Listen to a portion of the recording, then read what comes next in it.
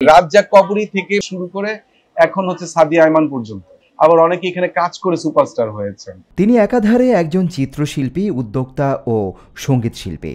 তবে সব ছাপিয়ে তিনি ফ্যাশনে রঙের কারিগর। গড়েছেন দেশের শীর্ষস্থানীয় ফ্যাশন ব্র্যান্ড বিশ্বরং। বলছি ফ্যাশন ডিজাইনার বিপ্লব সাহার কথা। চলুন আমরা একটু তার সাথে আপনাদের পরিচয় করিয়ে দিই। কেমন আছেন? আছি, ভালো আছে। আপনি ভালো আছেন? জি আলহামদুলিল্লাহ। আপনি তো অনেক ব্যস্ত একটা মানুষ, অনেক ব্যস্ততার মধ্যে থাকেন। এই ব্যস্ততার মধ্যে আমাদেরকে সময় দিয়েছেন, আমরা খুব কৃতজ্ঞ। মূলত আমরা যদি শুরু থেকেই শুরু করি যে আসলে এই রং অথবা বিশ্ব রং, রং প্রথম তো রং দিয়ে শুরু হয়েছে, কখন থেকে আসলে শুরু করলেন এই রং কাজটা? কাগজপত্রে লিখিতভাবে যে চিন্তা করি তবে সেটা হয়েছে 1994 সালে, কিন্তু আমার একটা সুপ্ত বাসনা অনেক আগে থেকেই ছিল, যেটা আসলে আরো 2 বছর আগে থেকেই, 2-3 বছর আগে থেকে হয়তো এরকম ফিল্ড ওয়ার্ক হচ্ছিল আর কি। তো এটা প্রাতিষ্ঠানিক রূপটা আসে 1994 সালে, যেটা সান্ত্বনা মার্কেটে, নারায়ণগঞ্জে। ওই সময় কোনো সমস্যার সম্মুখীন হয়েছেন কিনা? বাধা ছিল ওইটাই যে আমি যখন চারুকলায় ভর্তি হই, মেইন বাধাটা ছিল আমার বাবা কখনোই চাইতেন না আমি চারুকলা ইনস্টিটিউটে লেখাপড়া করি। বাবার কাছে ছবি আঁকাটা কোনো বিষয় নেই, এটা দেবা কি করে, এরকম ব্যাপার আছে। চারুকলা ভর্তি হয়ে যখন আমি 94 সালে এই কাজটা শুরু করি, তখন আবার আমার টিচারদের বাধা ছিল অনেক। এটা একটা তখন একটা নিকৃষ্ট কাজ, লজ্জায় হয়তো আমি কাপড়টা নিয়ে চারুকলায় ঢুকতেও পারতাম না। এগুলো অনেক গল্প, যেটা আসলে এখন অনেক সম্মানের কাজ। ওই সময় আসলে একজন চিত্রশিল্পী কাপড়ের ব্যাগ নিয়ে ঘুরবে, এই বিষয়টা এত সহজ ছিল না। আপনারা তো একান্নবর্তী পরিবার ছিলেন, তো সেখানে আপনারা 6 ভাই বোন মনে হয়, আমি যতটুকু জানি। আপনি সবার ছোট। তো সেই ব্যাপারটা যদি আমরা তুলে ধরি যে আসলে একটা পরিবারেরও তো একটা সাপোর্ট লাগে, যে আপনি বললেন যে বাবা এটা পছন্দ করতেন না, কিন্তু একজন না একজন তো অবশ্যই করতেন। সেই মানুষটি কে আসলে? ফ্যামিলিগতভাবে আসলে দেখা গেল শেষের দিকে, তখন আমি ক্লাস 8-9 এর যখন পড়ি, তখন আমার বড় দিদি আমাকে, তখনও কিন্তু আপনি আঁকছেন? হ্যাঁ, আমি আঁকা তো আমার একটা বন্ধু। আমি তো খুব বেশি বাইরে বেরোতাম না। ওই গান বাজনা, ছবি আঁকা, নাচ, টেলিভিশন, এইসব জিনিসগুলো আমার বেশি পছন্দ। আমি খুব বেশি বহির্মুখী ছিলাম না, যে বন্ধুদের সাথে আড্ডা দেওয়া, এগুলো আমার ক্যারেক্টারে ছিল।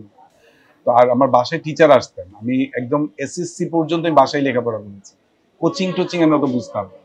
তো যার জন্য আমার জগৎটা ছিল আমার মতো করে আমি সাজাতাম। বড় বোন, আমার মেজ দাদা, আমার ইমিডিয়েট বড় যে আমার ভাই বোনরা সাপোর্ট দিয়েছে। তো এইতে কি যে বড় দিদি ভর্তি করেছেন, এতে কি বড় দিদি কি আঙ্কেল কি কিছু বলেছেন কিনা আমাকে? না, যখন আমি আর্ট কলেজে ভর্তি হয়ে গেছি তখন অলরেডি 7 বছর গন। তখন উনি বলে এটা কি লেখাপড়া, এটা তো শেষ হচ্ছে না কেন। মানে ওনার ইচ্ছা ছিল হয়তো আমি তোলারাম কলেজে পড়বো, ওখানে ডিগ্রি পাস করব, মাস্টার্স করব, এরকম একটা চিন্তা ছিল। আমি যখন আর্ট কলেজে 92 সালে ভর্তি হই, তখন আমি একটা টাইম ডিগ্রিও ভর্তি হয়েছিলাম ওনাকে খুশি করার জন্য। কিন্তু বিকম ভর্তি আসলে ওটা প্র্যাকটিক্যালি আমি চালাতে পারছিলাম না, কারণ এটা ছবি আঁকার বিষয়। আমি একটা টাইম দুইটা, আমি 1 বছর মনে পড়েছিলাম, পরে আমি কন্টিনিউ করতে পারিনি। কিন্তু ওনার রাগ ছিল প্রচন্ড যে এটা কি লেখাপড়া, কারণ আমার কেউ ফ্যামিলির মধ্যে আমাদের এরকম আর্ট লাইনের লেখাপড়া কি বুঝেই না। যেমনটি বললেন যে আপনার এই রং বা বিশ্ব রঙের মাধ্যমে অনেক আর্টিস্টরাই কিন্তু মানে নামকরা আর্টিস্ট হিসেবে পরিচিত। আসলে এই যে যারা এখানে আসেন, তারা কি আসলে নিজে থেকে আসেন, নাকি হচ্ছে যে রং থেকে অথবা বিশ্ব রং থেকে ওনাদেরকে বলা হয়, অথবা নতুন কোনো মুখ আসে কি? রাজ্জাক কবরী থেকে ওনাদের কাছ থেকে শুরু করে এখন হচ্ছে সাদিয়া আয়মান পর্যন্ত, মানে এই দীর্ঘ জার্নি, এর মধ্যে অনেক সুপারস্টাররাও কাজ করেছেন, আবার অনেকে এখানে কাজ করে সুপারস্টার হয়েছেন। তিশা যে আমাদের, তো ও তো তখন ছোট ছিল, অনেকে কিন্তু তখন ছোট ছিল। নাদিয়া, তিশা, তানজিন তিশা কিন্তু তখন অনেক ছোট ছিল আমাদের এখানে যখন মডেলিং আসছিল। নীরব টিরব, সজল, এখন নায়ক ওরা কিন্তু তখন ছোট ছিল। তো এরকম অনেক, নিলয় তো আমার ক্রিয়েশন একদম। নিলয় আমাদের সানরাইজ প্লাজা দিয়ে পরিচয় ওর সাথে, তখন আমি অফার করলাম মডেলিং করবা নাকি। তো এরকম অনেক অনেক অনেক ইতিহাস। এখন অনেকেই দেখবেন বিলবোর্ড টিলবোর্ড হয়ে আছে, এরা এস্টাবলিশড হয়ে গেছে। হ্যাঁ, এরা এখানকারই ক্রিয়েশন অনেকেই আছে। বৈশাখটা বেশি আমাদের চোখে পড়ে, কারণ হচ্ছে যে এই সময় আমাদের একটা বন্ধনের, মানে মেল বন্ধনের, আমরা সবাই একসাথে হই। যেমন আমাদের বিভিন্ন পুজো, ঈদ অথবা যে কোনো একটা বড় ফেস্টিভ্যালে কিন্তু আমরা এরকম একসাথে হই। তো ওই সময় আমাদের পোশাকটা হয়ে ওঠে আমাদের একটা বিশাল বড় একটা আনন্দের একটা ব্যাপার, যে এই পোশাক দিয়ে কিন্তু আমি বুঝাতে পারি যে হ্যাঁ আমি বসন্তে আছি, এই পোশাক দিয়ে বুঝাতে আমি শীতে আছি, এই পোশাক দিয়ে বুঝাতে আমি গ্রীষ্মে আছি।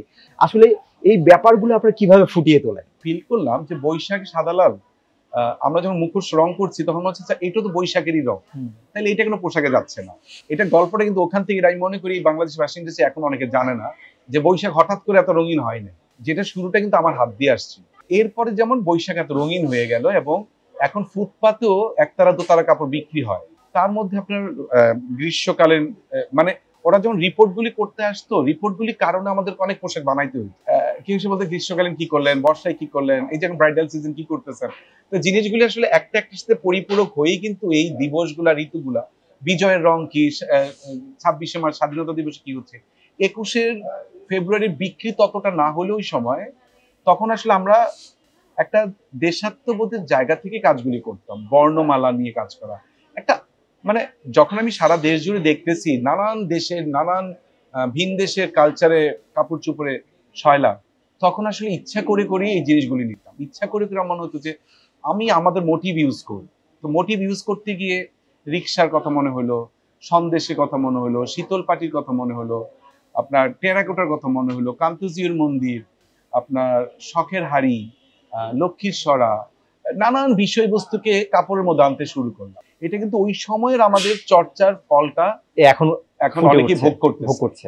যারা আসলে এই লাইনে আসতে চায় তাদের আসলে কি প্রয়োজন? আসলে এখন অনেকে আসেন কিন্তু তারা কিন্তু তাদের ধরে রাখতে পারেন না। আপনারা যেমন হচ্ছে যে আজকে 31 বছর চলছে, আপনারা ধরে রাখছেন, অথবা কোনো সাই ফিল করেন না, অথবা এটা যে কাজের যে একটা যে গুরুত্ব, কাজকে যে সম্মান করা, সেটা আপনারা করেছেন। এই প্রজন্মরা আসলে কিভাবে ওরা আসলে আপনাদের মতো করে অথবা নিজেদেরকে স্টাবলিশ করতে পারবে আপনি মনে করেন? এখনকার প্রজন্মর সাথে আসলে মেলানোটা কষ্ট। তারা অনেক বেশি দেখছে, অনেক বেশি জানছে। আমার স্বপ্ন ছিল ঘর কেন্দ্রিক, আমার স্বপ্ন শুরু হয়েছিল নারায়ণগঞ্জ দিয়ে, যে আমি নারায়ণগঞ্জে একটু নতুন কিছু করতে চাই। আর এখনকার মানুষ হচ্ছে যে যে ভালো করছে তার কাজটা কিভাবে আমিও করে ফেলতে পারি, কপি পেস্ট। যেটা পদ্ধতিগতভাবে ভাবনাগতভাবে আসলে অনেক পরিবর্তন আসছে। তো আমার মনে হয় অনেক মেধা আছে, তারা আসলে নানান ভাবে হয়তো মিস ইউজ হচ্ছে। তারা নিজেরাই নিজেদের মিস ইউজ করছে, হয়তো অন্যরা মিস ইউজ করছে। সঠিক পথে অনেকে যাচ্ছে না, কেউ কেউ হয়তো যাচ্ছে, তাদেরকে আমি হয়তো চিনি না, তাদের কাছে যাওয়ার সৌভাগ্য আমার হয়নি, এরকম হতে পারে। তো যাদেরকে দেখি মনে হয় অনেক মেধাবী, এবং তাদেরকে স্থির হতে হবে, স্বপ্ন থাকতে হবে আসলে। আর নিজেই যখন নিজের কাজে খুশি হয়ে যায়, তখন আসলে ওই কাজটার আর তেমন কোনো ভ্যালুস পরবর্তীতে তৈরি হয়, এটা মনে হয়।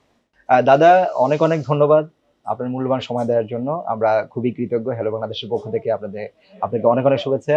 আমরা চাই আপনি আরো এগিয়ে যান, আরো সুন্দর সুন্দর জিনিস আমাদেরকে উপহার দেন, সুন্দর সুন্দর পোশাক আমাদেরকে উপহার দেন। আপনাকেও ধন্যবাদ, এবং হ্যালো বাংলাদেশ যারা দেখছেন আমাদেরকে, প্রত্যেকের প্রতি কৃতজ্ঞতা, এতক্ষণ আমাদেরকে দেখছিলেন। আর আমি এগিয়ে যাচ্ছি না, আমি মনে করি আমি দেশকে এগিয়ে নিয়ে যাওয়ার চেষ্টা করছি। সবসময় হয়তো সফল হই না, কারণ যখন কোনো কিছু পুরোটা আমার উপরে না থাকবে দায়িত্বটা, যখন অনেক মানুষ নিয়ে কাজ করতে হয়, তাহলে অনেক কিছুই নির্ভর করে তাদের উপরে, তাদের চাওয়া না চাওয়ার উপরে। তা আমি মনে করি হ্যালো বাংলাদেশ এর মাধ্যমে পুরো বাংলাদেশ শান্ত হবে, শান্তি ফিরে আসবে, এবং আমরা আবার সোনার বাংলাদেশ, সোনার মতো করেই আমরা সবাই বাঁচবো, এই কামনার জন্য।